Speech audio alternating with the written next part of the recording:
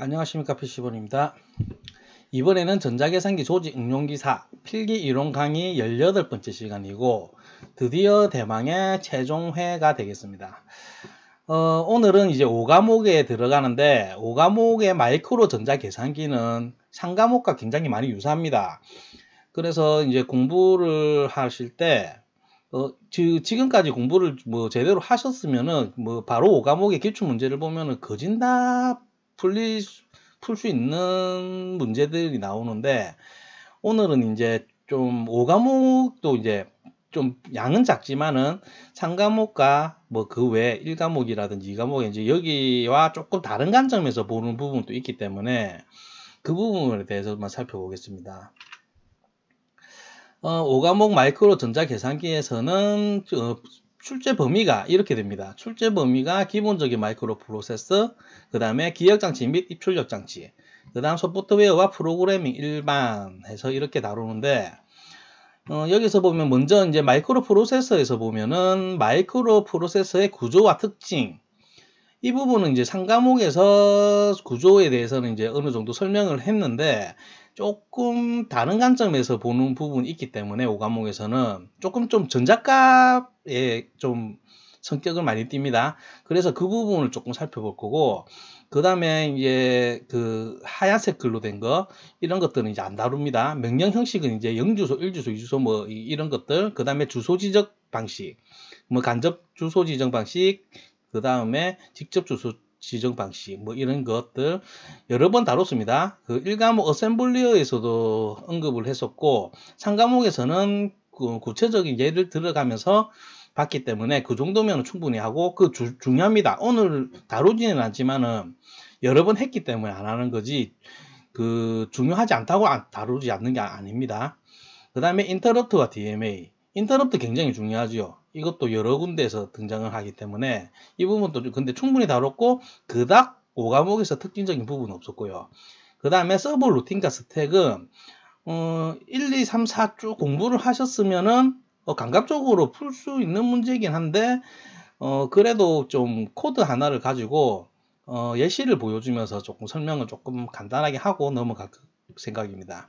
그 다음에 명령 집합은 이제 어셈블리어 명령어들, 1과목에서 어셈블리어 수업 때 많은 명령어들을 이제 설명을 드렸는데, 그 명령어를 또 설명을 드리진 않을 거고요. 이 명령어들 이제 분류하는 것, 기준이 있거든요. 그게 문제에서 이제 성격이 다른 것이라든지 이런 식으로 표현이 되는데, 그런 분류를 조금 보고 넘어갈 거고, 그 다음에 연산기 구성과 리스트와의 접속, 이거는 그닥 특별한 문제는 없습니다.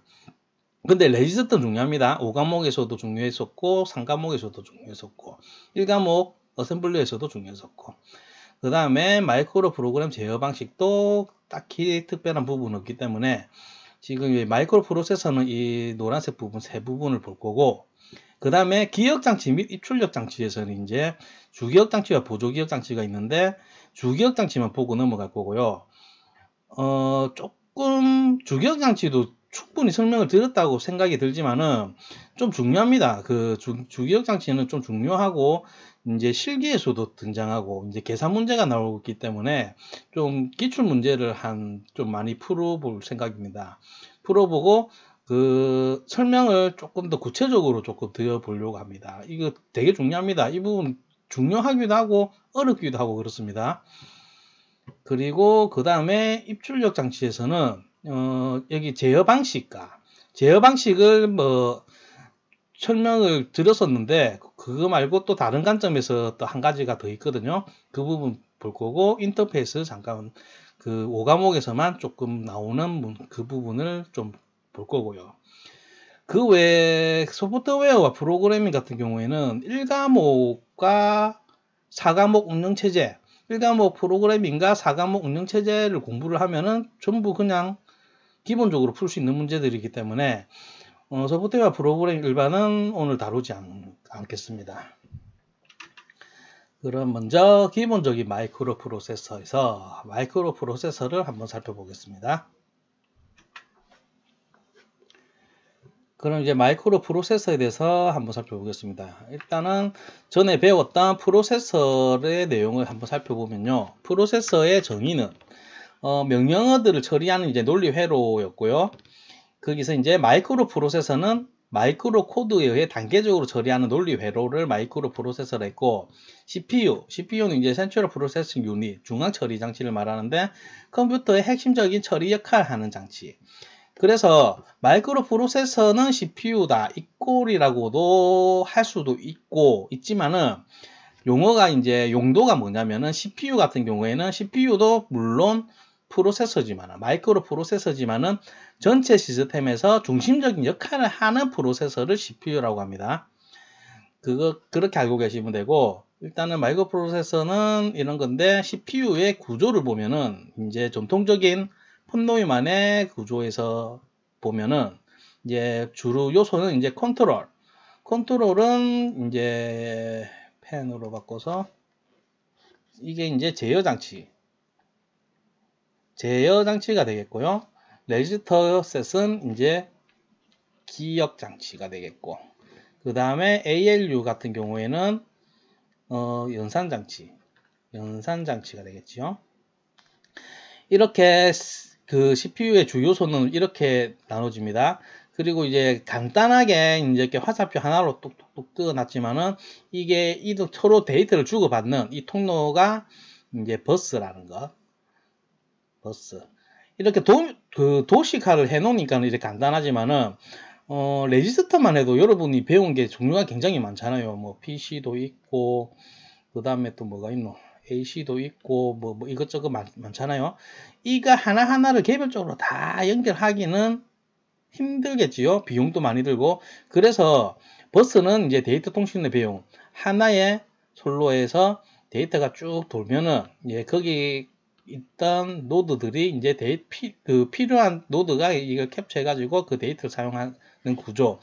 이런 방식으로 이제 데이터를 주고받는 이 버스는 좀 이따가 자세하게 배울 겁니다. 5과목에서는 이 버스가 조금 강조가 되더라고요.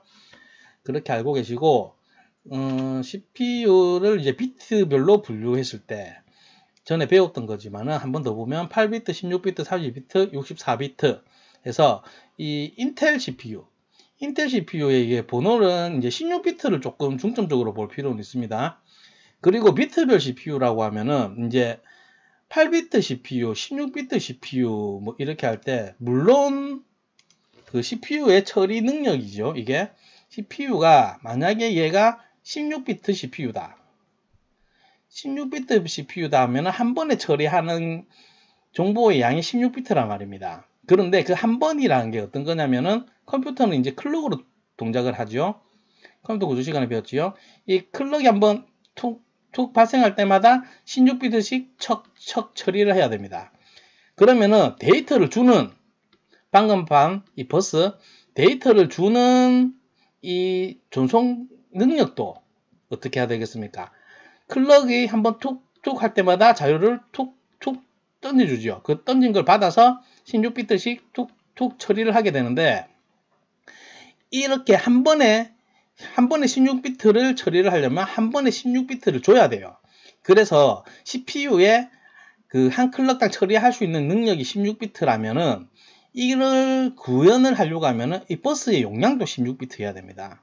그래서 CPU를 개발할 때 그 단순히 처리 능력뿐만이 아니라 주위의 이런 버스의 용량, 버스에 이제 전송할 수 있는 이 능력도 같이 이렇게 발달이 돼야지 CPU가 원활하게 구동을 할 수가 있습니다. 이 부분을 중요합니다. 상식적인 부분이기도 하고, 이 상식적인 부분을 정확하게 알고 있어야지 나중에 주기억 장치의 용량 계산이라든지 그런 게 조금 수월하게 이해가 됩니다. 하드웨어에 대한 특징을 좀 알고 가셔야 되고, 지금 여기서 이제 그 5과목에서 조금 특별하게 나오는 문제는 이제 16비트에서 이제 8비트에서 16비트로 넘어가면서 특징적인 부분이 데이터 버스가 16비트로 확장. 이건 당연한 소리죠. 16비트니까는 이제 버스가 당연히 16비트로 돼야 되고, 그 다음에 멀티태스킹을 지원이 이때부터 가능하게 되었습니다. 멀티태스킹은 동시에 여러 가지를 처리하는. 그 다음에 코프로세서를 장착하게 됩니다. 코프로세서는 이제 CPU도 프로세서지만은 코프로세서는 보조 프로세서라든지 뭐 이런 거 생각하면 됩니다. 어떻게 보면은 이제 채널 채널이 우리가 배웠지요. 채널 이제 데이터를 이렇게 전송을 하는데 어디에 보내자, 어디에 보내야 되냐 이런 거 결정을 하는 걸 CPU가 하지 않고 채널은 이제 자기가 프로세서를 따로 가지고 있죠. 이것도 하나의 코 프로세서라고 할 수가 있고요. 아무튼 이게 이제 16비트로 넘어오면서 이렇게 갖추고 되는 게 특징적이고 이제 기출도 되니까는 기억을 하시면 좋을 것 같고요. 그 다음에 5과목에서 좀 특별히 다루는 거는 이제 MPU와 MCU입니다. MPU는 마이크로 프로세서 유닛이라고 해서 방금 본 마이크로 프로세서를 말합니다. 방금 본 마이크로 프로세서를 말하고 MCU는 마이크로 컨트롤러 유닛 해서 생긴 거는요 이렇게 생겼습니다. 이게 이제 MPU, CPU지요. MPU고 이거에 이제 MCU인데 생김새로는 분간이 안 됩니다. 둘 다 비슷하게 생겼고 밖에 그 라벨링 되어 있는 거 이걸로 이제 구분을 할 수 있는 방법밖에 없습니다. 뭐가 다르냐면 이제 MPU는 이제 우리가 방금 본 그 프로세서를 말하고요. 그냥 단순하게 이제 기계열을 해석하고 연산을 수행하고 주변에 램, 롬 이런 기억 장치라든지 I/O 등의 장치가 없으면 작동이 불능입니다. 얘는 이제 CPU 혼자서 아무것도 못 한다는 거죠. 근데 MCU 같은 경우에는 이제 단일 직접 회로 내에 이 안에 프로세서 이제 메모리 I/O까지 다 같이 포함하고 있는 겁니다. 여러 가지를. 그래서 이제 단일 칩으로 작동이 가능합니다. 그래서 이거는 이제 인베디드 시스템에 좀 관심이 많으신 분은 MCU는 이제 굉장히 기본적인 거라고 볼 수 있는데 기출되는 것 중에서 이제 얘 같은 경우에 이거 뭐라 읽어야 되노? AT 메가 128 이렇게 읽으면 되나? 아무튼 AT 메가 128 MCU 얘가 이제 제가 이번에 이제 찾아보니까는 굉장히 좀 범용으로 사용이 되더라고 이것도. 이거는 이제 리스크 구조를 바탕으로 제작이 되었고요. 그 다음에 8비트입니다. 8비트 마이크로 컨트롤러고 JTAG 인터페이스 기능을 가진다. 이래 되어 있습니다. 여기서 이제 JTAG 인터페이스는 이제 다른 기기와 이제 데이터를 주고받는 그 인터페이스를 말합니다. 이렇게 생겼더라고요. 이제 전자공학 하시는 분은 잘 아시겠지요. 이게 등장하니까는 AT메가 128의 이제 특징은 뭐 이 정도로 알고 계시면 됩니다. 한 번씩 이게 등장하더라고요. 뭔지 몰라서 당황하지 마시고 특징만 어느 정도 알고 계시면은 충분할 것 같고, 그 다음에 자료를 이것저것 보다가 한가해 본 게 MPU와 MCU를 MPU는 이제 범용이고 MCU는 전용이다 라고 되어 있는 자료도 봤는데 그게 엄밀하게 말하면은 그게 맞는 말은 아닙니다. 그 전용이라는 말은 MCU는 지금 얘 같은 경우에는 굉장히 범용으로 사용이 되고 있거든요. MPU와 MCU를 비교해서 상대적으로 MPU가 더 범용이고 MCU가 전용인 거지. MCU가 단순히 전용 프로세서라고 하면 그것도 틀린 말입니다. 근데 둘을 비교할 때는 걔도 이 둘 중에서 MPU가 좀 더 범용이라는 거. 범용은 아시죠? 좀 많은 넓은 목적으로 사용이 가능한 거. CPU 보면은 뭐 이제 메인보드 내가 원하는 메인보드라든지 뭐 다른데 이렇게 장착해서 얼마든지 다른 환경에서 작동을 하잖아요. 연산만 하면 되니까 얘는. 근데 MCU는 조금 그게 많이 상대적으로는 제한되어 있다는 거. 하지만 이것도 전용 MCU도 분명히 존재하지만 범용 MCU도 존재한다는 거 그렇게 알고 계시면 되고 이건 그냥 상식입니다. 문제로 다루는 건 아니고. 그래서 이제 기출 문제를 하나 보면은 단일 직접 회로 내에 들어있는 프로세서 메모리 일부 I/O 디바이스를 의미하는 것. 그러니까 단일 직접 회로에 얘네들이 여러 가지가 들어가 있는 것. 이런 것이 바로 MCU, 마이크로 컨트롤러라는 거. 간단하게 풀 수 있습니다. MPU, MCU 이 차이점만 알고 계시면 됩니다. 이번에는 방금 조금 언급한 이제 버스에 대해서 살펴보겠습니다. 시스템 버스는 뭐냐면은 컴퓨터 구성 요소를 이제 서로 연결하고 데이터 전달을 위한 경로인데 버스가 어떤 게 있는지를 봐야 되겠죠. 일단은 CPU와 메모리, 그 다음에 I/O 유닛, 입출력 장치 얘네들이 이제 신호를 주고받는 버스가 있겠지요. 그 데이터를 주고받는 버스가 있는데 어떤 걸 보냈냐에 따라서 이제 이름이 있습니다. 제어 버스, 주소 버스, 데이터 버스 이렇게 크게 세 가지가 있고, 제어 버스는 이름 그대로 이제 제어 신호, 리드 라이트 신호 같은 거, 이런 제어 신호를 전달하는 제어 버스가 따로 있고, 그 다음에 주소 버스는 이제 메모리 같은 경우에는 이제 메모리의 주소나 이제 IO 장치 유닛, 그 입출력 장치에서는 이제 포트 번호를 이렇게 전달하는 게 이제 주소 버스고요. 그 다음에 데이터 버스는 말 그대로 데이터를 전달하는 그런 통로가 이제 데이터 버스입니다. 이 세 가지로 구성되어 있다라는 것. 대표적으로 이거를 좀 정확하게 기억을 하십시오. 그 5과목에서는 이 버스가 조금 더 강조가 되더라고요. 3과목에서. 문제는 그리 어렵지는 않습니다. GPU 주변 헤드웨이 리드 라이트 시그널이나 칩 셀렉트 시그널 등의 신호는 어느 버스에 싣게 되는가? 자, 이거는 이제 주기억 장치 전에 공부를 하실 때 그 3과목에서 거기서 이제 많이 봤던 거죠. 이거는 둘 다 제어 신호입니다. 이런 것들은 읽느냐 쓰느냐 그거를 결정하는 신호. 칩 셀렉트, 그 이제 칩을 셀렉트 한다는 말은 그 주기억 장치 안에 나중에 조금 내부 구조를 보게 될 텐데, 주기억 장치 안에 여러 가지 이제 셀이 있는데 그런 걸 선택한다, 뭐 그렇게 아시면 됩니다. 그런 신호, 이런 것들이 있는데 이런 것들이 둘 다 제어 신호입니다. 제어 신호이기 때문에 제어 신호를 보내는 통로는 당연히 제어 버스지요. 이 어렵지 않게 풀 수 있는 문제입니다. 물론 이게 세 개가 있으니까는 세 개 넣어놓고 이상한 거, 이 문제만 바꾸면 되겠죠. 여기서 이제 시스템 버스가 아닌 것은 하면은 답이 4번이 되겠죠. 뭐 이런 식으로도 문제가 나오니까는 이 세 가지를 기억하고 가시면 되겠습니다. 이번에는 서브 루틴과 스택에 대해서 한번 알아보겠습니다. 루틴이라고 하면 특정한 일을 실행하기 위한 일련의 명령인데, 예시를 한 개 들어봤습니다. 그냥 간단한 코드를 한 개 만들었는데, 문제에서 이렇게는 안 나옵니다. 안 나오는데, C 언어를 어려워하시는 분이 많아서 공부도 할 겸해서 그냥 예시로 제가 한 개 간단하게 만들어 봤습니다. 일단은 코드를 먼저 해석을 해보면은, 일단은 C 언어 이제 standard io.h 헤더 파일을 인클루드 시키고, 이제 메인 함수가 시작이 되죠. 메인 함수에서 이제 다섯 번째 줄에서 int a는 10, 정수형 a 변수를 선언을 하면서 거기에다가 초기값 10을 입력을 했고요. 그 다음에 바로 출력을 합니다. 출력은 이제 a 팩토리얼는 %d, 이제 정수값이 출력이 되겠지요. 그 다음에 줄을 바꾸고, 줄바꿈. 그 다음에 팩토리얼이라는 함수를 호출합니다. 이 함수의 반환값이 바로 여기에 출력이 되겠죠. 그러면은 여기서 이제 함수를 호출하니까는 기본적으로 그 프로그램이 실행될 때는 순차적으로 프로그램 카운터가 이제 1, 2, 3, 4 증가하면서 이제 순차적으로 이렇게 실행이 되겠지요. 가로로는 또 1, 2, 3, 4 이렇게 읽어 들어가겠지요. 읽어 들어가는데, 이렇게 그 함수가 호출되면은 이 함수가 있는 여기가 이제 실행이 돼야 되겠지요. 이렇게 분기를 하게 됩니다. 분기하는 과정에서 그 장소가 저장되는 곳이 스택이 됩니다.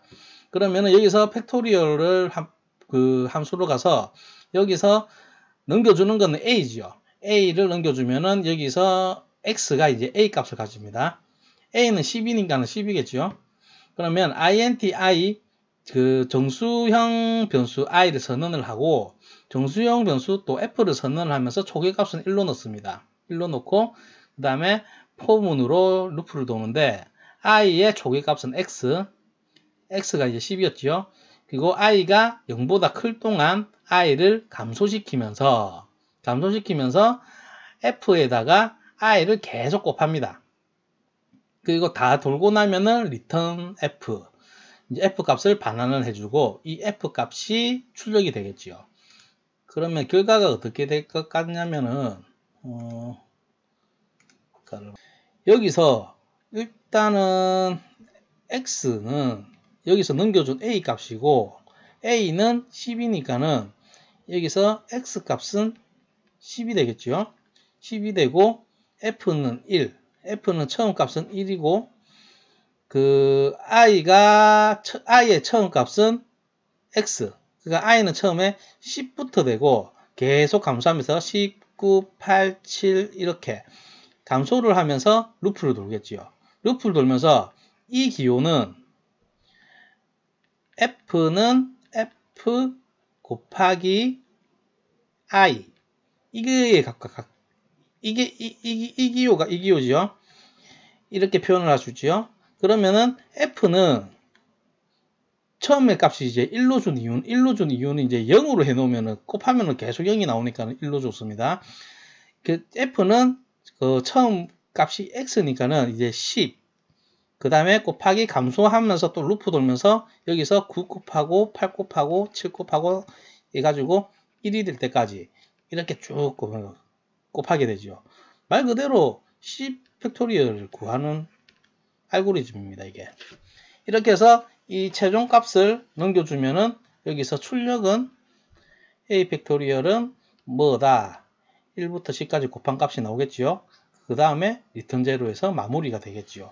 일단 알고리즘 설명은 이렇게 했고, 프로그램이 실행이 되면서 이제 그게 이 주소 프로그램 읽어드리는 이 위치를 가지고 있는 레지스터가 이제 PC 카운터잖아요. PC 카운터고, 근데 분기를 할 때 가지는 그 정보를 가지는 곳이 스택입니다. 스택.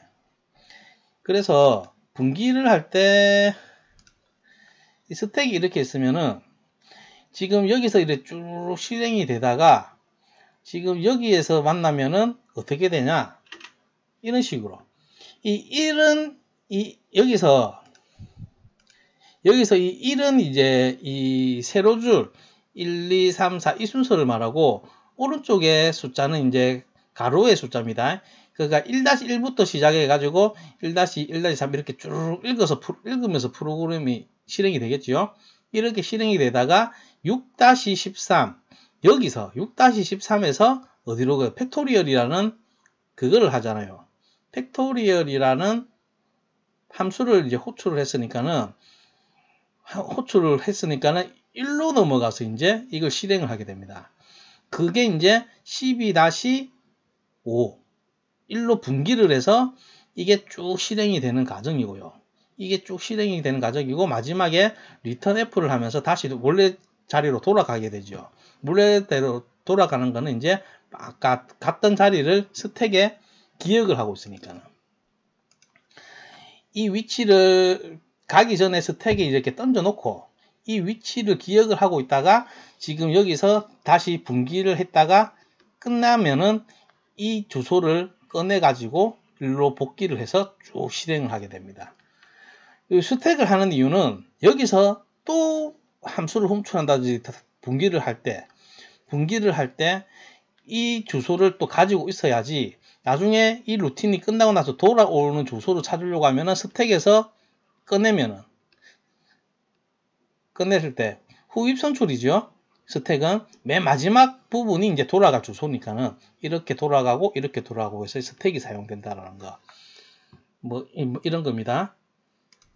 그래서 이게 뭐 문제가 이렇게는 안 나옵니다. 그 C 언어 복습할 겸 제가 간단하게 코드를 만들어서 설명을 해드린 것 뿐이고 문제는 그 간단하게 나옵니다. 이거는 이제 어느 프로그램 중 0, 1, 2, 3 번지에서 이제 call A 명령이 있다. 이 call A 명령어를 수행한 후에 PC에 기억된 값은 단 명령어의 길이는 8비트이다. 여기서 이제 가로줄이 왜 안 보이지? 줄이 이렇게 연결되어 있고 자 0, 1, 2, 3번지에서 여기서 이제 콜이 돼서 분기를 하죠. 1, 2, 3, 4로 1, 2, 3, 4로 분류해서 이제 이게 루틴 A를 이제 돌고 나서 그 다음에 복귀를 하는 거 복귀를 하겠죠. 복귀를 할 때는 그 여기서 갖고 있던 위치 정보 이 다음 거겠죠. 이 다음 거는 바로 0, 1, 2, 3, 4가 되겠죠. 그래서 답은 2번. 뭐 이런 간단한 문제입니다. 간단한 문제. 그리고 이렇게 거창하게 설명할 필요는 없지만은 뭐 C 언어 구경도 할 겸 그 순서대로 이렇게 보신 분은 C 언어 복습 들은 지 오래됐으니까는 복습 참아서 이렇게 간단하게 한번 만들어 봤습니다. 그럼 이번에는 명령 집합, 인스트럭션 세트에 대해서 한번 보겠습니다. 명령 집합이라는 이제 마이크로 프로세서가 인식에서 기능을 이해하고 실행할 수 있는 기계의 명령어들을 말하는데, 그 어셈블리어 때 배운 명령어들, 그 다음에 상과목 때 이제 계속 봐왔던 그런 명령어들입니다. 거기서 크게 벗어나진 않고요. 그것들을 이제 좀 분류를 좀 할 줄 알아야 돼요. 구분을. 그래서 이제 분류는 크게 이제 데이터 처리 명령, 데이터를 처리하는 명령이 있고, 데이터를 전송하는 명령이 있고, 그 다음 이제 프로그램 제어 명령과 입출력 명령 같은 경우에는 뭐 크게 알 필요 없습니다. 처리 명령과 전송 명령 이 두 개를 좀 구분하면 되고, 처리 명령을 또 세부적으로 분류를 하면 산술 명령, 산술 명령을 이제 계산하는 거죠. 사칙 연산이라든지, 인크리먼트를 이제 증가시키는 것, 디크리먼트는 감소시키는 것. 그 다음에 add는 더하고, 서브트랙은 그 감하는 거, 뺄셈을 말하고, 멀티플라이는 곱셈, 디바이드는 나눗셈을 말하고, 이런 것들 계산하는 게 산술 명령이고, 그 다음 논리 연산 및 비트 처리 명령, 이 보통 그 논리 회로에서 배웠던 그런 연산들, 뭐 클리어 그 다 지우는 거, 컴플리먼트는 이제 보수화 시키는 거, and or xor 잘 아실 거고, 클리어 캐리, 캐리를 클리어하는 거, 셋 캐리는 이제 캐리를 이제 1로 만드는 것, 뭐 이런 것들이 있고, 그 다음에 시프트 명령은 비트를 이제 이동시키는 거지요. 그래서 로지컬 시프트, 아리메틱 시프트, 로테이트는 이제 돌리는 거죠. 뭐 이런 것들이 있습니다.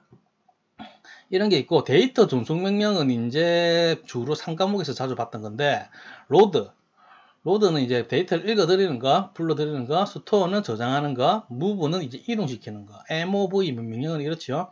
exchange는 이제 명령어를 교환하는 거, 인풋, 아웃풋 있고, 푸시팝은 이제 스택에서 사용되는 이런 명령어들. 이런 것들이 이제 전송 명령이라는 거, 데이터 전송 명령이라는 거.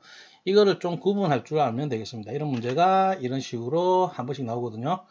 마이크로 프로세서 명령어 중 기능상 성격이 다른 것은 해서 이 네 가지 중에서 성격이 다른 거는 분류가 다른 것입니다. add 더하는 거고, 서브는 이제 합이고, 이제 inc는 이제 인크리먼트의 약자입니다. 이게 증가시키는 거. 1, 2, 4는 이제 그 산술 명령어죠. 데이터 처리 명령어. 근데 mov는 이제 move의 약자, 니모닉이죠. 이거를 데이터를 이동시키는 것. 이거는 이제 데이터 전송 명령어입니다. 얘 혼자 다르니까는 답은 이제 3번이 되겠습니다. 그렇게 어렵진 않습니다. 분류 이거 뭐 한번 눈에 익혀 놓으면은 뭐 무난히 풀 수 있는 문제입니다. 이번에는 이제 기억 장치에 대해서 알아보겠습니다. 기억 장치 중에서 이제 주기억 장치를 볼 텐데, 주기억 장치 이거는 상당히 중요합니다. 이번에 3과목, 4과목에서 다 설명을 드렸고, 그 정도도 충분한데, 워낙에 중요하다 보니까 또 한 번 더 설명을 하는 겁니다. 일단 주기억 장치는 어떤 걸 말하냐, 램, 램하고 롬, 그 다음에 레지스터들. 이런 것들이 다 주기억 장치입니다. 주기억 장치인데, 보통 일반적으로 램이 주기억 장치다라고 하시는 분이 있는데, 램도 주기억 장치, 램이 주기억 장치 맞죠? 근데 롬과 레지스터 전부 다 주기억 장치로 칩니다. 왜 램 하면은 주기억 장치 이렇게 생각을 하냐면은, 롬이라든지 레지스터 이런 것들은 이제 특히 레지스터는 CPU 내부에 있는 거고, 롬 같은 경우에는 뭐 메인보드 있다든지 뭐 그런 거기 때문에 그 상품성이 상품화가 안 돼 있죠. 다 따로 상품화가 안 돼 있지요. 근데 메모리는 이제 삼성 램이라든지 뭐 이런 것들, 램 같은 경우에는 이제 컴퓨터 조립할 때 따로 이제 구매에 대해서 상품화가 되어 있기 때문에 사람들이 이제 인식하기에 주기억 장치는 램이다, 이렇게 생각을 하는데, 컴퓨터 구조적인 측면에서 볼 때는 이 전체를 주기억 장치로 정의를 하고 있으니까는 그렇게 알고 계시고, 지금 이 기억 장치의 블록 도표는 예전에 한번 봤던 겁니다. 이게 상과목에서 봤던 내용인데, 다시 한번 보면은, 일단은 어드레스 전체 이 메모리에 핀수 구하는 거는요, 저번에도 했지만 한 번 더 하면요, 일단은 핀수란 말 라인의 개수입니다. 라인의 개수. 그래서 일단은 어드레스 라인, 캔게 어드레스 라인 해서 어드레스 라인 더하기 그 다음에 리드 라이트 이 한 개씩 있죠. 이거 하나 둘 해서 제어 신호가 두 개가 있죠. 이를 더하고 그 다음에 이게 입력 라인이 n개가 있고 그 다음에 출력 라인이 n개가 있고 이 전체를 더한 게 핀수가 됩니다. 이 메모리의 핀수가 됩니다. 그런데 이게 정해져 있는 게 아닙니다. 정해진 게 아니고 이 도표를 볼 때 이렇게고 메모리의 핀은 이제 설계를 어떻게 하냐에 따라서 달라집니다. 대표적으로 이제 이거 데이터 라인 같은 경우에는 인풋 라인, 아웃풋 라인 이 따로 있는데 이걸 공용으로 쓰는 경우에는 여기서 이제 n을 한 번만 더 해야 되겠죠. 이거는 이제 따로 있을 수도 있고 공용으로 쓸 수도 있고 그러면 이게 없고 이거 한쪽에만 있는 건데 이제 아웃라인이 이제 인풋 라인도 되고 아웃풋 라인도 되고 이런 건데 이거는 문제에서 주어집니다. 문제를 풀 때 반드시 주어지고 그 다음에 리드 라이트가 이제 따로 있을 수도 있고 이게 하나로 사용할 수도 있습니다. 그래서 이것도 이 그림에 따라서 2인 거지 그림에 한계가 있으면 1로 해야 되고요. 그 다음에 GND 접지선이죠. 이런 게 문제에 주어져야지 더해주는 거지 없는데 메모리에 이거 있으니까 혼자서 더하고 그러면 안 됩니다. 꼭 문제에서 주어진 대로 합니다. 이게 있을 수도 있고 없을 수도 있습니다. 어떻게 설계를 하냐에 따라서. 그래서 그 라인에 어떤 게 있다 그거를 외워서 푸는 게 아니라 문제에서 주어진 도표와 문제에서 주어진 조건을 보고 핀수를 구해야 되는 겁니다. 일단 그렇게 하시고 이거에 대해서 더 설명을 하자면은 지금 여기서 메모리 용량은 이제 EK 워드죠. Mbit per word. 이거는 간단하게 보통 이렇게 표시를 합니다. 자, 2의 K승 곱하기 N개. 자, 이게 뭔 뜻이냐? 자, 라인이 K개 있다. K가 4라고 가정을 하고 그러면은 주소 라인이 4개가 있죠. 주소 라인이 4개가 있다는 말은 이 4개가 표현할 수 있는 거는 총 몇 개일까요? 이 하나가 전부 다 0 아니면 1이니까는 2의 K승을 표현을 할 수가 있죠. 주소를 2의 K승으로 표현을 할 수가 있으니까는 메모리 저장 공간을 이렇게 했을 때 이 세로를 이렇게 각각의 이제 공간을 나누게 되면은 얘의 개수가 2의 K승이 됩니다. 이 라인의 수가 K개면은 K가 되고 그 다음에 이 가로는 이제 이 하나를 워드로 갑니다. 이 하나가 워드인데 이 워드의 크기가 나오지요. 이 워드의 크기가 Mbit per word 이게 N입니다. N. 그래서 메모리의 최대 용량은 2의 K승 곱하기 N. 왜? 가로 곱하기 세로니까요. 이거 넓이는. 그러니까는 2의 K승 곱하기 N승. N승이란다. 2의 K승 곱하기 N. 이게 메모리의 최대 용량이 됩니다. 그리고 이거는 이제 주소 라인이라고 했죠. 2의 K승은 아까 전에 설명했지만은 MAR 메모리 어드레스 레지스터랑 크기가 같고 그 다음에 N은 지금 이거 데이터의 크기죠. 한 워드의 크기니까는 이 하나의 워드의 크기란 말이 데이터의 크기란 말입니다. 여기 들어가는 데이터의 크기란 말은 바로 데이터 버스와 크기가 같습니다. 데이터 버스와 크기가 같단 말은 MBR 메모리 버퍼 레지스터와 크기가 같습니다. 이 N은 이거를 반드시 기억하십시오. 메모리 용량 구하기는 이게 단데 사람들이 너무 어려워하더라고요. 그래서 왜 어려운지 보니까는 조금 단위도 조금 신경을 써야 되고 뭐 그런 게 있기 때문에 좀 헷갈리시는 부분이 많은데 이따가 문제를 풀면서 설명을 더 드리겠습니다. 어쨌든 간에 이제 기억장치 블록 도표는 이거 항상 이거 머리에 넣어 두시고요. 그 문제를 풀 때는 문제에 주어진 도표와 조건을 보고 문제를 라인 수를 구하고 얘를 조금 더 세부적인 구조를 보면은 이렇습니다. 자, 이거는 방금은 이제 그냥 블록 하나로만 봤는데 이 내부는 지금 이렇게 됐습니다. 여기가 이제 입력선이겠죠. 주소 라인, 어드레스 라인. 그래서 아까 전에 그림에 비교해서 설명을 하자면은 K는 주소선 개수는 2가 됩니다. 2. K는 2. K는 2니까는 그 출력 주소의 개수는 2의 K승, 2의 2승, 4. 네 가지로 표현이 됩니다. 그게 이겁니다. 이거. 세로 크기. 2의 K승, 그 2의 2승, 즉 4. 그래서 이게 4개가 있죠. MC는요. 메모리 셀입니다. 메모리 셀. 이 메모리 셀 하나가 이래 있고 그 다음에 이 가로의 길이는 n이죠. 아까 그 얘기한 n이죠. 그래서 n은 지금 4가 되겠죠. 4. 그래서 얘는 4 곱하기 4 인풋 아웃풋 다 되니까는 램이겠네요. 4 곱하기 4 램의 도표입니다.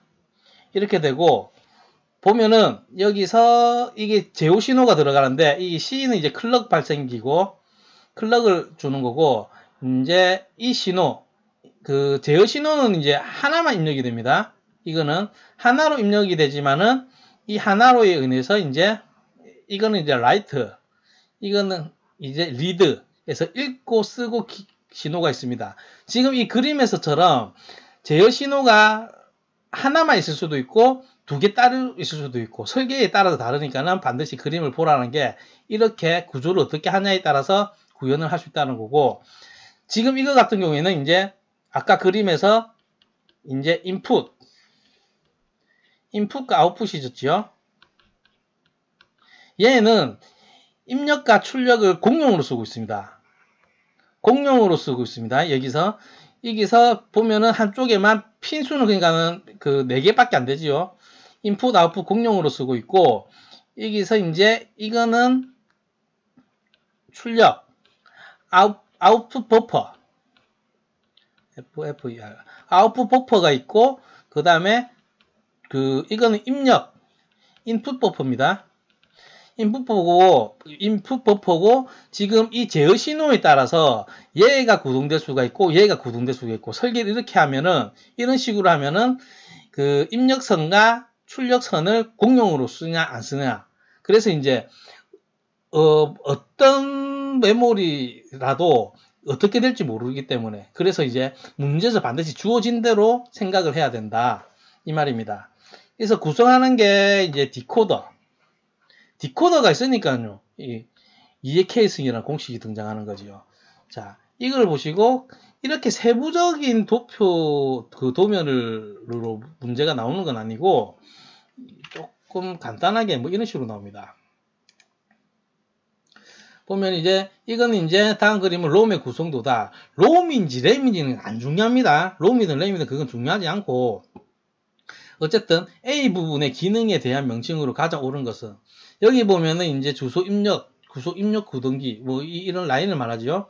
라인을 말하고 여기에 뭐가 있는데 여기에 롬 매트릭스는 아까 전에 메모리 셀 막 있는 거 그걸 말합니다. 그 다음에 출력 버퍼는 아까 봤던 그에서 밑에 부분이고 그래서 이거는 이제 디코더입니다. 이 디코더고 문제는 이렇게 간단하게 풀리는데 얘를 조금 더 그걸 볼게요. 지금까지 설명한 게 맞아 떨어지는지 보자면 여기 보면은 256 곱하기 8이지요. 이거 계산을 하면은 이게 최대 용량입니다. 최대 용량이 되고 이 256은 뭐냐? 2의 8승입니다. 왜 2의 8승이냐? K가 8이니까요. 자, 주소란이 몇 개입니까? 8개지요. K개 있죠. K개 있으니까는 2의 K승, 2의 8승. 그 다음에 8은 뭐 어디서 볼 수 없지만은 그림 이렇게 있으면은 이 하나의 워드의 크기가 8이라는 걸 알 수가 있습니다. 이 그림을 보고 이렇게 찾을 줄 알아야 됩니다. 그러면은 그 메모리 용량을 구하는 문제를 몇 개 풀어보겠습니다.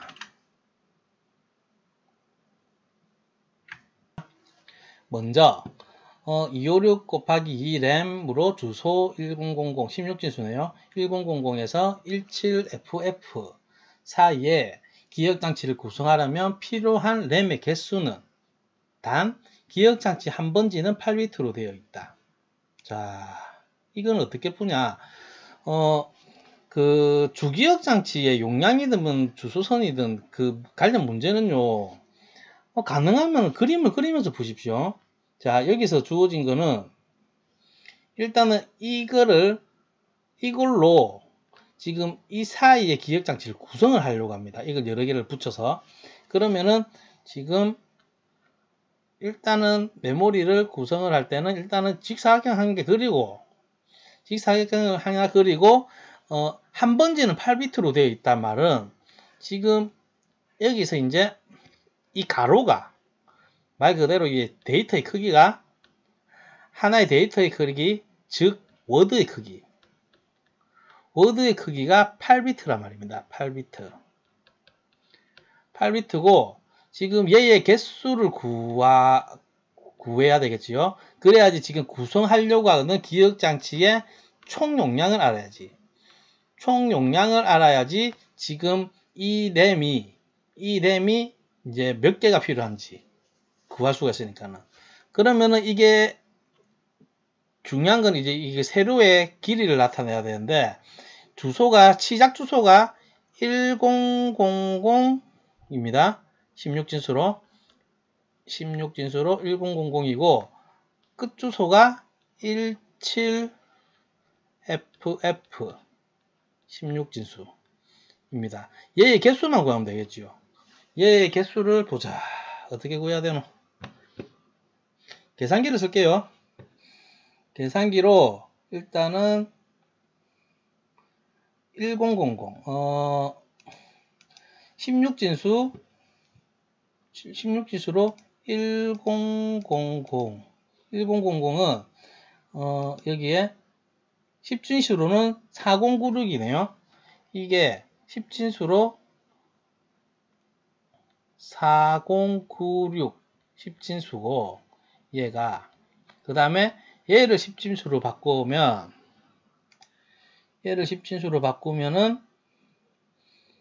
다시 16진수를 17FF 17FF 10진수로 하면은 6143 16진수로 6143 이렇게 됩니다. 10진수로. 그러면은 여기의 개수를 구하려고 하면은 마지막 숫자 10진수로 하면 편하니까는 6143 빼기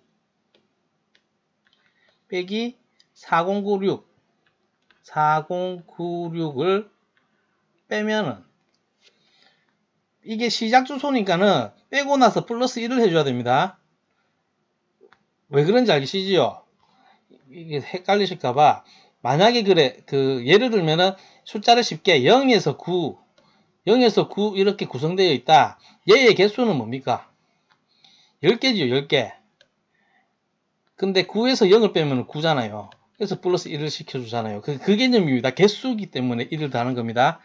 이거 계산해서 그거 할 건데, 또 계산기로, 나 계산을 못하니까. 10진수 들어가 있네. 6143 빼기 4096.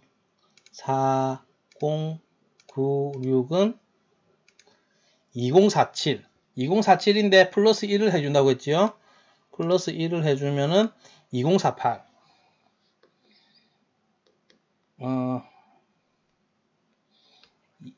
2048개가 됩니다.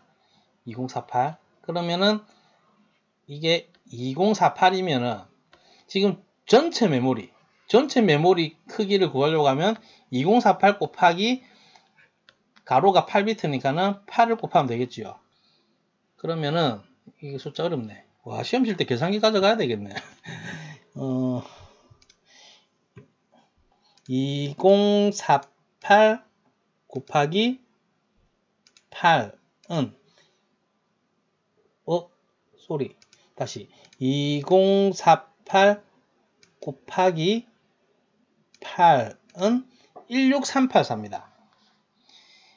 16384.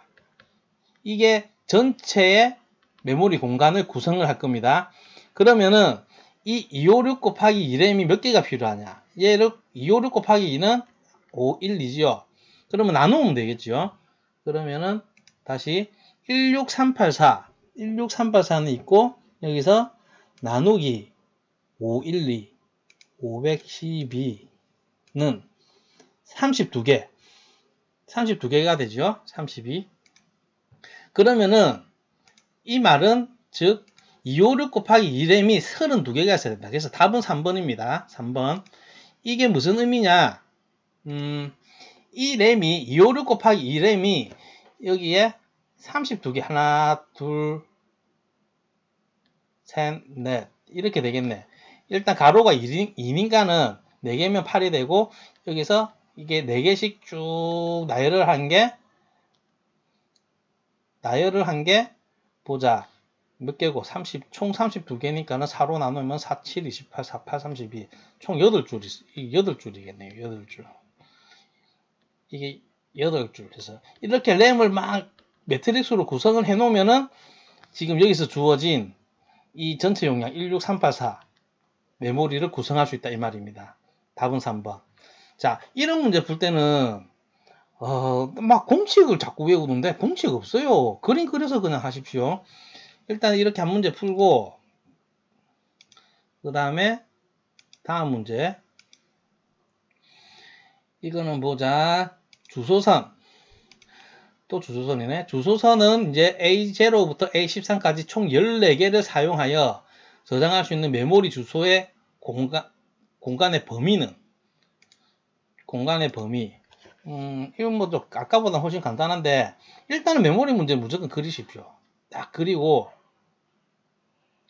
이 문제에서는 지금 가로는 묻지도 않고 필요도 없는데 가로는 모릅니다. 이게 아까 전에 n이었죠. 이건 모르는데 지금 A0 총 주소선이 총 14개니까는 얘의 주소 번지의 개수는 2의 14승이 되겠지요. 2의 14승. 2의 14승이 되고 조합주는 공간의 범위는 범위는 보니까 시작 주소가 다 16지수로 표현되어 있네. 0000H 이걸로 시작했고 이게 2의 14승계입니다. 어이구야 이거 어찌게 잘하노. 이걸로 해야 되겠다. 계산기 공학용 계산기로 해서 2의 14승계 16384 그러면은 여기서 이게 16384가 되니까는 0에서 시작해서 얘를 16주로 다시 바뀌어야 되네. 16384를 그러면은 다시 프로그래머용 계산기로 해서 16384를 헥사로 하면은 4000이 되겠죠. 4000 이게 16진수로 4000 개입니다. 개인데 이제 시작 주소가 0000이니까는 1을 빼야 되겠죠. 빼기 1을 빼면은 3FFF가 되겠지요. 1 빼는 거 아시겠죠? 아까 설명드렸듯이 그거 하듯이 시작이 0이기 때문에 1을 빼주는 겁니다. 그래서 답은 3번이 되겠죠. 이렇게. 그림 그리면서 푸십시오. 반드시. 계속 같은 얘기 또 하는데 그림을 반드시 그리십시오. 문제 풀 때. 그 다음에 한 문제만 더 풀겠습니다. 그럼 이번에는 문제를 보면은 어떤 마이크로 컴퓨터 시스템의 데이터 버스가 8비트고 어드레스 버스가 24비트로 구성되었을 때 이 컴퓨터 시스템 주기적 장치의 최대 용량은 이것도 역시 그려야 되겠지요. 그리는 게 제일 낫습니다. 실수 안 합니다. 아이고. 메모리가 이렇게 있으면은 데이터 버스가 뭐라고 했지요? 바로 MBR, 즉 하나의 워드. 아까 그 봤던 도표에 보면은 그 가로 길이 n을 말하죠. 그게 이제 8비트. 그러면 가로가 8비트입니다. 가로가 8비트. 그 다음에 어드레스 버스가 24비트다. 어드레스 버스가 24비트다. 그러면은 이거는 곧 MAR도 24비트. 주소선의 개수가 24개. 주소선이 24개. 이렇단 말이고, 이게 바로 2의 24비트. 란 말이죠. 이럴 때 얘의 최대 용량은 가로 곱하기 세로지요. 그래서 2의 24 곱하기 8 비트가 됩니다. 2의 24 곱하기 8비트. 이거를 단위를 바꿔주면은 일단은 바이트는 이거는 다 아시지요? 1바이트는 8비트라는 거. 그래서 이거를 바꿔주면은 2의 24승 바이트가 됩니다. 얘가 바이트니까는. 그리고 또 한 가지 2의 10승 바이트는 2의 10승 바이트는 1메가바이트라는 것. 그 다음에 2의 20승 바이트는 아이고 이거 잘못했다. 1kB. 2의 10승 바이트는 1kB고 2의 20승 바이트는 1메가바이트. 이렇게 됩니다. 즉 2의 10kB는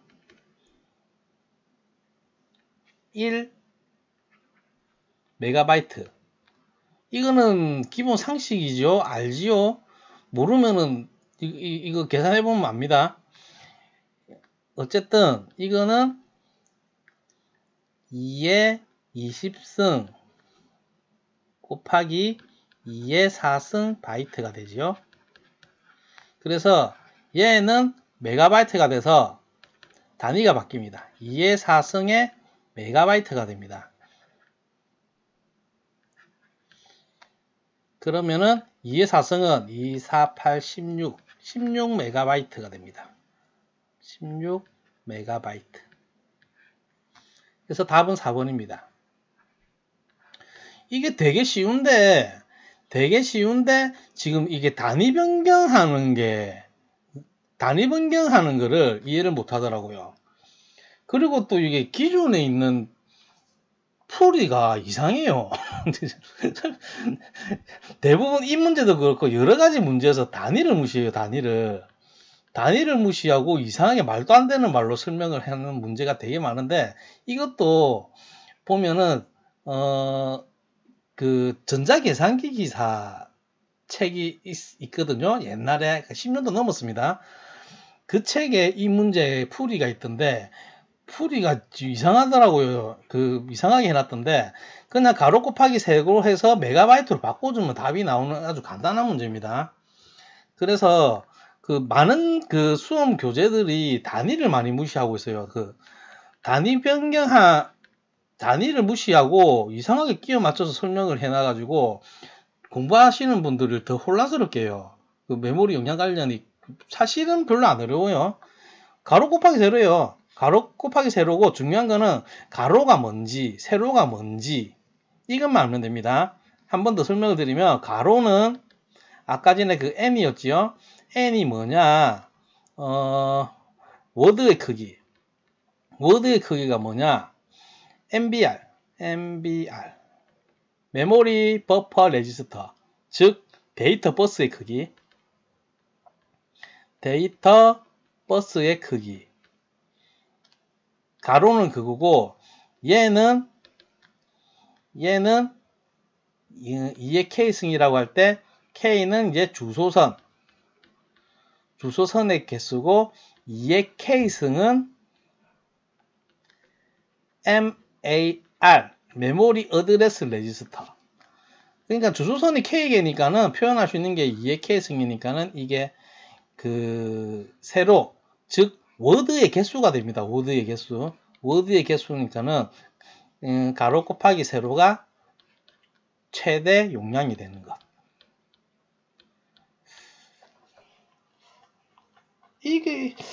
이게 나는 왜 어려운지를 잘 몰랐어요. 그런데 많은 자료들이 그 단위를 무시하고 단위를 무시해버리면은 이 단위를 변환하는 과정을 거치지 않으면 이 답이 나올 수가 없거든요. 단위를 무시하고 이상한 계산법으로 막 계산을 이것도 보면은 난립니다. 그 인터넷 찾아보면 계산법 그 인터넷 이 문제 자체가 잘 없더라. 제가 옛날에 봤던 전자계산기 기사 조직 응용 기사 말고 전자계산기 기사에 이 문제가 있는데 이 문제의 풀이가 뭐 이상하더라고요. 말이 안 되더라고요. 그 단위를 생각 안 해서 그래요. 단위를 좀 잘 보세요. 단위. 그럼 이제 입출력 장치에 대해서 한번 보겠습니다. 입출력 장치의 제어 방식은 예전에 한번 봤는데 상과목에서 봤는데 그 복습 차원에서 한번 더 보면은 존속 모드에는 지금 이렇게 있습니다. 존속 모드란 이제 컴퓨터와 I/O 장치 사이의 데이터 존속을 여러 가지 모드로 나누는데 CPU를 중간 경로로 간주하는 것과 데이터를 직접 메모리에 종사하는 것들이 있다 해서 이 세 가지를 전에 배웠습니다. 프로그램된 I/O는 이제 컴퓨터 메모리 내에 쓰여진 입출력 명령에 의해서 이루어지며 프로세서가 주변 장치를 끊임없이 감시해야 된다. 그래서 이제 CPU의 부하가 좀 많습니다. 단점이라면. 이게 프로그램화된 I/O고 그 다음에 인터럽트에 의한 I/O. 그럼 말 그대로 인터럽트에 의해서 입출력을 하는 겁니다. 프로그램 제어하에 전송이 있어서 프로세서는 입출력이 준비된 상태를 나타낼 때까지 프로그램 루프하에 머무르게 되는데 이런 과정은 프로세서의 시간을 낭비하게 되므로 인터럽트 기능을 써서 방지할 수 있다. 이런 거고 그 다음에 DMA, 다이렉트 메모리 액세스, 직접 메모리 접근은 인터페이스는 데이터를 메모리 버스를 통하여 메모리와의 데이터 전송을 행한다. CPU는 인터페이스 메모리의 시작 주소와 전달하고자 하는 워드 양만 전해주고 그 다음부터는 이제 DMA 메모리로 직접 전송을 하니까는 그 사이에 CPU는 이제 신경 안 쓰고 다른 일을 하게 된다.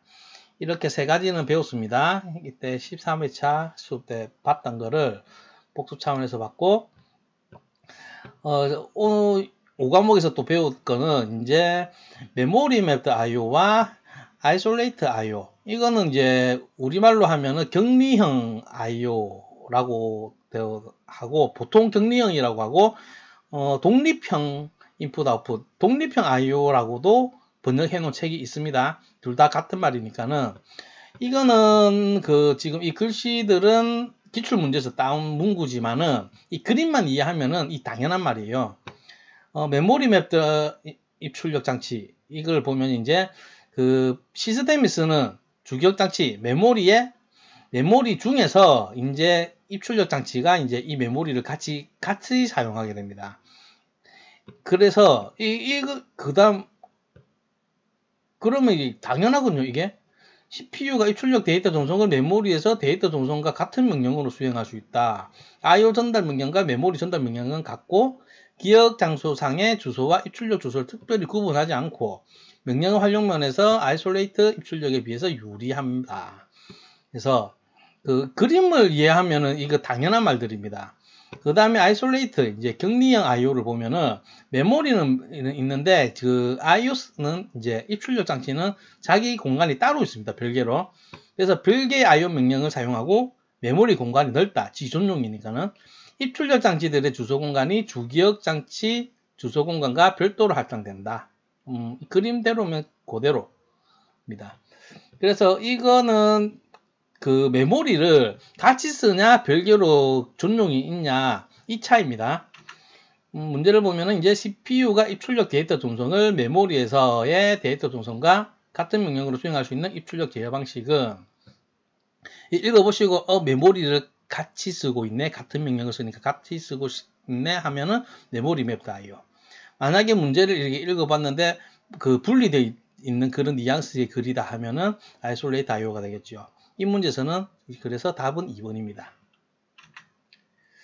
그러면은 이제 마지막으로 입출력 이제 인터페이스를 보면은 입출력 인터페이스는 이제 크게 병렬과 직렬이 있습니다. 병렬 입출력 인터페이스와 직렬 입출력 인터페이스.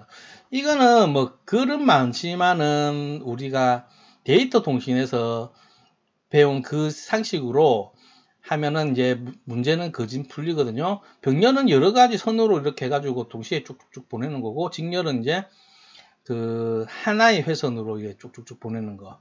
그래서 병렬은 단거리 통신에 적합하다. 길어지면 안 됩니다. 그 길어지면은 데이터들이 각 라인에 속도가 또 차이가 날 수도 있고, 그 다음에 뭐 그 노이즈가 발생하기가 쉽기 때문에 일단 단거리에 병렬은 단거리에 적합하고요.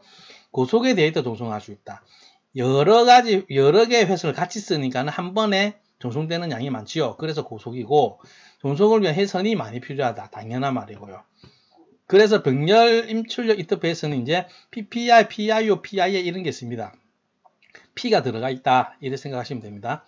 그 다음에 직렬 입출력 인터페이스는 이제 동기식과 비동기식으로 나뉩니다. 동기식은 이제 클럭 신호에 이제 동기가 돼가지고 그 데이터를 보내는 거고, 일반적으로 데이터를 이제 블록 형태로 이제 전송을 합니다. 근데 비동기식은 단위 데이터 전후에 이제 스타트 신호와 스톱 신호가 이제 필요합니다. 이거 그러니까는 데이터를 전송하는데 직렬로 이렇게 데이터들을 이렇게 이쪽으로 전송을 한다. 그러면 시작 비트에는 이제 스타트 신호가 들어가고 끝나는 데서는 이제 스탑 신호가 들어간다. 뭐 이런 말입니다. 그리고 이제 직렬이니까 이 둘 다 회선이 당연히 적게 들지요. 그 병렬은 많이 들고. 그래서 이제 USART, 뭐 UART 뭐 이렇게 있는데 이거를 자세히 알 필요는 없고요. 이거는 이제 다들 쓰이는 겁니다. 윈도우즈에서 장치 관리자 열어보면 이제 통신포트 COM1 이게 있잖아요. 이게 이제 지금 컴퓨터에도 지금 다 사용되고 있습니다. 되게 오래됐고, 보통 그 키보드의 인터페이스로 많이 사용했습니다. 근데 요즘에는 이제 좀 사용률이 많이 떨어진 게 USB랑 그 다음에 블루투스라든지 이제 이런 인터페이스를 많이 쓰기 때문에 사용도는 많이 떨어졌지만은 굉장히 오랫동안 사용되어 왔고 아직도 존재하기 때문에 UART와 USART 뭐 이렇게 보시면 되고, 이 두 개의 차이점은 이제 전이중이다. UART는 이제 전이중이고 이거는 반이중이다. 뭐 이 정도로 아시면 됩니다. 그리고 비동기식은 8251이라는 인터페이스가 이거 이제 직렬 비동기식 방식이라는 거 기억해 주시고요. 문제를 보면은 이제 다음 중 UART가 수행할 수 있는 동작이 아닌 것은 일단은 UART를 하면 이제 직렬이다 이렇게 생각하시고 문제를 푸시면 거진 풀립니다. 그러면 이제 키보드나 마우스부터 들어오는 인터럽트를 처리한다. 키보드나 마우스에 옛날에 주로 쓰이는 인터페이스라는 거고, 외부 전송을 위해 페리티 비트를 추가한다. 외부 전송을 이제 페리트 비트. 그 전송할 때 이제 뭐 신호를 추가한다고 했죠. 뭐 그런 거고, 데이터를 외부로 내보낼 때 시작 비트와 정지 비트를 추가한다. 이것도 맞고, 바이트들을 외부에 전달하기 위해 하나의 병렬 스트림으로 변환한다. 병렬이 아니죠. 직렬이죠. 직렬이니까 이게 직렬이냐 병렬이냐 그거를 구분할 줄 알면은 이제 풀리는 문제. 답은 4번입니다. 이런 거는 뭐 외울 수밖에 없습니다. 어느 정도. 그래서 이제 그 잘은 안 나오는데 한 번씩 튀어나오면은 좀 상식으로 좀 풀어야 될 필요는 있어요. 근데 요즘 이 인터페이스가 그닥 많이 안 쓰여서 요즘 분들은 조금 생소할 해서 조금 나오면은 이제 틀릴 가능성이 좀 높은 문제입니다. 드디어 조직 응용기사 필기 이론 수업을 이제 전부 끝냈습니다. 제가 이제 1회부터 18회까지 이제 수업을 하면서 그 수업 자료를 만들 때 이제 참고했던 책들입니다. 지금 여기 있는 6건은 1과목, 2과목, 3과목, 1과목, 2과목, 3과목 때 이제 참고했던 거고, 빨간색으로 표시한 부분은 책들은 전공자들이라든지 이제 컴퓨터 공학도라든지 IT 분야로 이제 일을 하실 분들은 반드시 봐야 되는 필독서라고 보시면 됩니다. 빨간색으로 표시해 놓은 거. 필독서라고 보시면 되고, 그 다음에 여기 거는 이제 4과목, 3과목, 4과목, 5과목, 3과목, 4과목, 5과목이고, 컴퓨터 시스템 구조에서 이제 마노의 컴퓨터 시스템 구조 같은 경우에는 책이 이게 3판입니다. 3판인데 3판이 1994년도에 나왔어요. 되게 오래 나왔는데 이게 그래도 이제 컴퓨터 구조에서는 이제 정석 같은 책입니다. 정석 같은 책이고 이 3판 이후로는 그 새로운 버전이 없습니다. 최근에 이제 똑같은 제목의 앞에 기자 마노의 컴퓨터 시스템 구조에서 출판된 게 있는데 그 책은 이제 좀 표지만 바꾸고 좀 최신처럼 보이려고 내놨지 책 내용은 똑같습니다. 내나 지금 이 94년도에 나온 3판 책을 새로 출판한 거고 이 책으로 이제 3과목, 4과목, 5과목 4과목 운영체제 빼고 3과목, 5과목과 조직 운용기사에서 3과목, 5과목 그 다음에 실기, 필답형 문제 이 책을 마스터하면 다 풀 수 있습니다. 이게 되게 근위 있는 책이기도 하고 표준이 되는 책이고 이 책이 논리회로도 포함은 하고 있지만 논리회로가 조금 부실해요. 그래서 이 디지털 디자인이 이제 논리회로의 정석이라고 보시면 됩니다. 제가 갖고 있는 책은 이제 3판인데요. 2002년도에 나온 지금 6판까지 나왔으니까는 책을 만약에 사실 분은 최신판을 보면 될 거고 논리회로 설명이 제일 잘 돼 있더라고요. 그리고 이 책 같은 경우에는 지금 이제 만도 책들은 좀 너무 오래돼 가지고 요즘 이 책이 이제 이 다음 만호 책 다음으로 쳐주는 책이 이 책인데 이번 수업을 하면서 좀 최근에 나온 책을 보고 싶어서 제가 산 책입니다. 사가지고 대충 훑어봤는데 잘 돼 있더라고. 이 책도 좀 잘 돼 있긴 한데 좀 최신 기술들도 많이 들어가 있고 그런데 좀 공부하기는 아무래도 이제 만호책이 좀 좋습니다. 그리고 운영체제는 제가 갖고 있는 게 너무 옛날 판이라서 이번에 이제 C판을 구매를 했고요. 수업 만들면서 이제 참고하려고.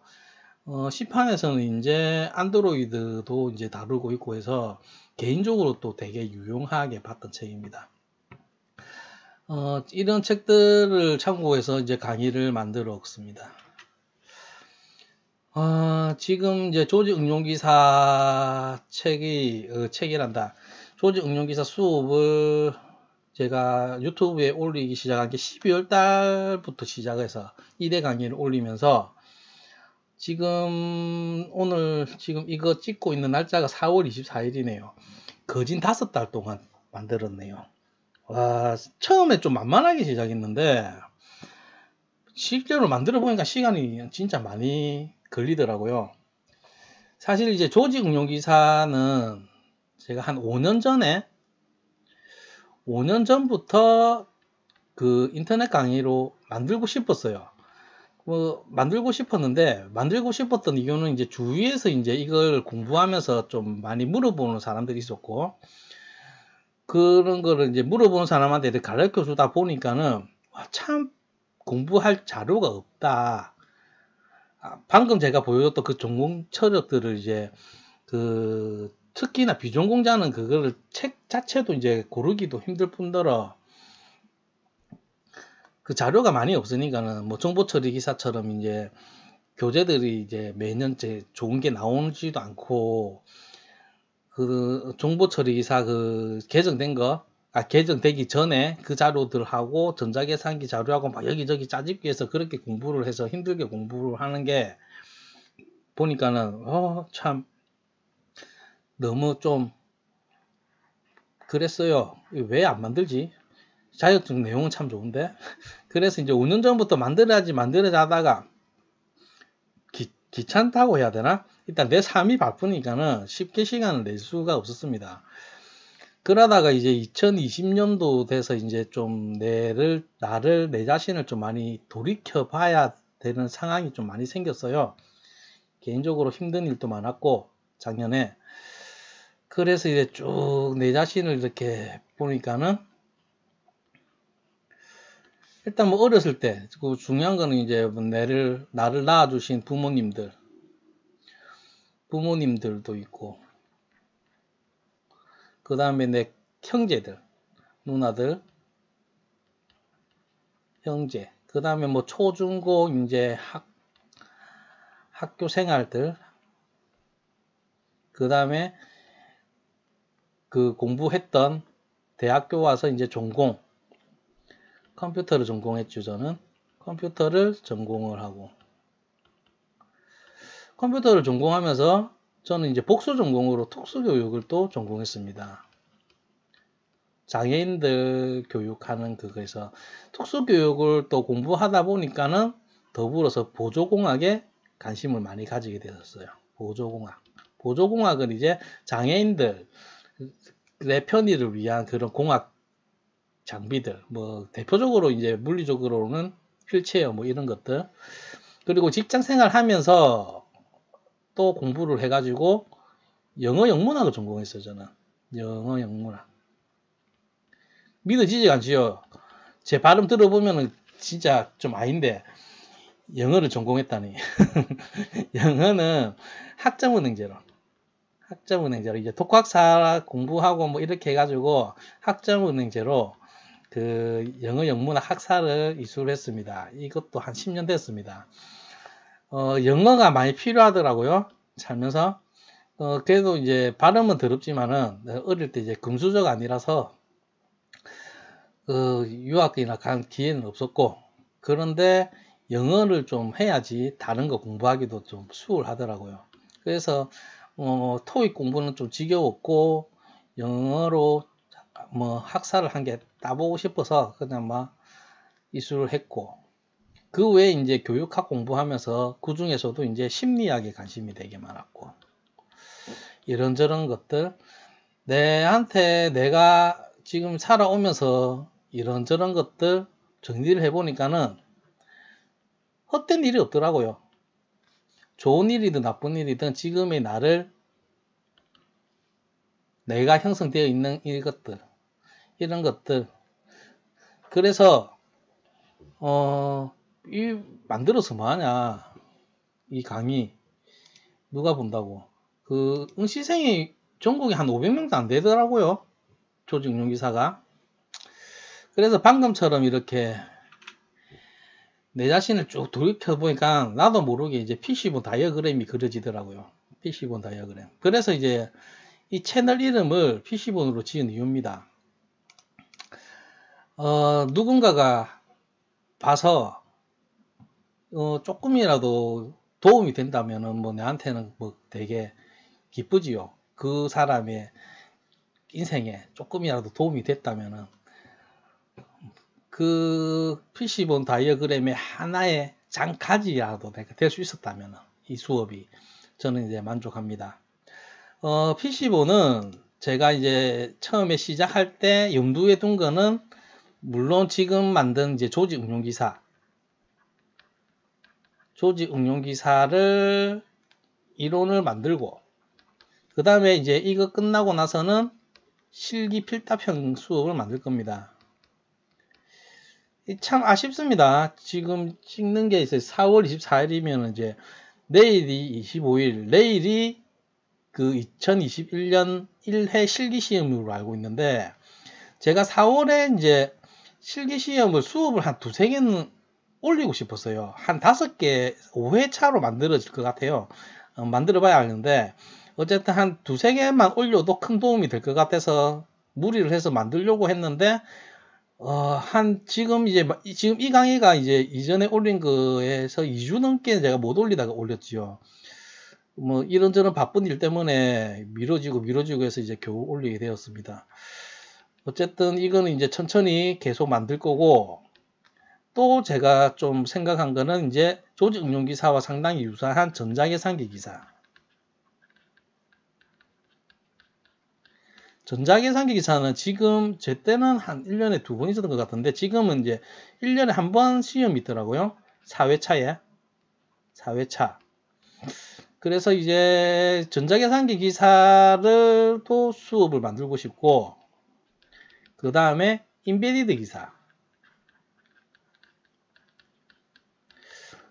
다 이제 이 조직 응용 기사는 이제 응시자가 한 500명이라면은 전자계산기 기사는 한 100명으로 알고 있습니다. 더 작고 인베디드 기사는 100명도 안 됩니다. 되게 이제 인기가 없는 기사인데 개인적으로 좋아하는 자격증들입니다. 이 세 개를 염두에 두고 있고 인베디드 기사도 이제 1년에 한 번 4회 때 있어서 전자계산기 기사 같은 경우에는 올해 제작을 할 생각이고요. 인베디드는 이제 내년에 2022년에 만들게 될 겁니다. 만들게 될 거고 이게 하면서 제가 주위에서 지인들한테 이것 좀 해라고 한 게 이제 코딩입니다. 제가 제일 잘하는 분야이기도 하고 코딩 수업을 만들고 싶었는데 딱히 제 나름대로의 교육과는 코딩은 좀 독학을 해야 된다라는 생각을 제가 좀 많이 가지고 있습니다. 솔직히 제 주위의 프로그래머들을 보면은 어디 학원에서 배워서 프로그래머가 된 사람은 없거든요. 거진 다 독학입니다. 독학이 맞다 하고 누구한테 배운다 하면은 이제 1대1로 배우는 것, 가외 같은 형식으로 이런 경우가 아닌 이상에는 좀 코딩 공부는 어렵다고 생각이 드는데 최근에 제가 알게 됐는데 코스 프로인가? 그 YBM IT라는 곳에 이런 그 자격증 같은 게 있더라고요. 그래서 이거를 좀 할 생각은 있습니다. 이거를 하고 싶은 생각이 있고 이거 전에 이제 C 언어를 한다 하면은 이제 C 언어 기본 강의를 만들고 그 다음에 이거를 토대로 이제 코스 프로라든지 그 다음에 중고생들이 볼 정보 올림피아드 관련된 알고리즘 수업 뭐 이런 것들도 생각을 하고 있고 그 다음에 지금 관심이 있는 거는 이제 전자기기 기능사 갑자기 기능사지요. 왜냐면 내가 전자분야에 솔직히 이제 조직 응용기사 처음 만들 때 그 납땜질을 하고 싶었어요. 제가 시험 칠 때는 납땜질을 그 실기형이 있었거든요. 필답형도 있고 납땜질을 그때는 이제 출석만 하면은 됐었어요. 이게 20점이고 실기가 지금 필답형이 그때는 80점이었는데 80점 중에서 60점만 넘고 실기시험에 출석만 하면은 합격이 됐기 때문에 그 납땜질 할 줄도 모르고 그때 그 조직 응용기사를 취득했었습니다. 그래서 아쉬웠던 게 납땜질을 배우고 싶었는데 납땜질 공부를 또 하고 싶어서 지금 이걸 했는데 막상 수업을 해보니까는 없어졌다고요, 실기가. 그래서 이제 전자기기 기능사를 이것도 참 자료가 별로 없던데, 이걸 배우고 싶어서 실제로 시험 쳤습니다. 저번 주에 그냥 그 필기 시험을 쳤는데 문제 구경해야지 하고 이제 시험을 쳤다가 그냥 뭐 대충 쳤는데도 이제 합격을 해버렸습니다. 그래서 실기하고 이제 자격증 따고 이렇게 하면 이제 이것도 이제 수업을 만들고 싶어요. 뭐 하고 싶은 건 이것저것 있는데 일단은 주 목표는 이 세 개라는 거. 이 세 개였고, 조직 운용 기사는 이제 바로 이제 실기 필답형을 만들고, 그 다음에 필기 같은 경우에는 기출문제를 한 해씩 이제 기출문제를 지속적으로 시간 날 때마다 올릴 겁니다. 기출문제 풀이가 아무래도 크게 도움이 될 것 같아요. 하지만 이제 전반적으로 이제 스토리를 가지고 공부를 하시는 게 낫습니다. 어쨌든 이제 앞으로의 PC본의 계획은 뭐 이렇습니다. 어쨌든 참 제가 앞에 만들어 놓은 수업 보면은 참 미숙한 것도 많고 왜 말을 저따구로 하나 그런 것도 많지만은 처음 만든 거니까는 뭐 이쁘게 봐주시고, 공부 이제 자격증을 따려고 공부하신 분은 제 강의를 들으신 분은 합격을 했으면 좋겠습니다. 합격을 하시고 내 강의가 참 도움이 됐다 하면은 난 그걸로 만족을 합니다. 어쨌든 이제 다음에는 필답형 수업을 계속 만들 건데 21년 1회 실기시험 치시는 분한테는 도움이 못 돼서 죄송합니다. 어쨌든 공부하시고 이제 필기는 이제 꼭 합격해 하십시오. 진짜 수고하셨습니다.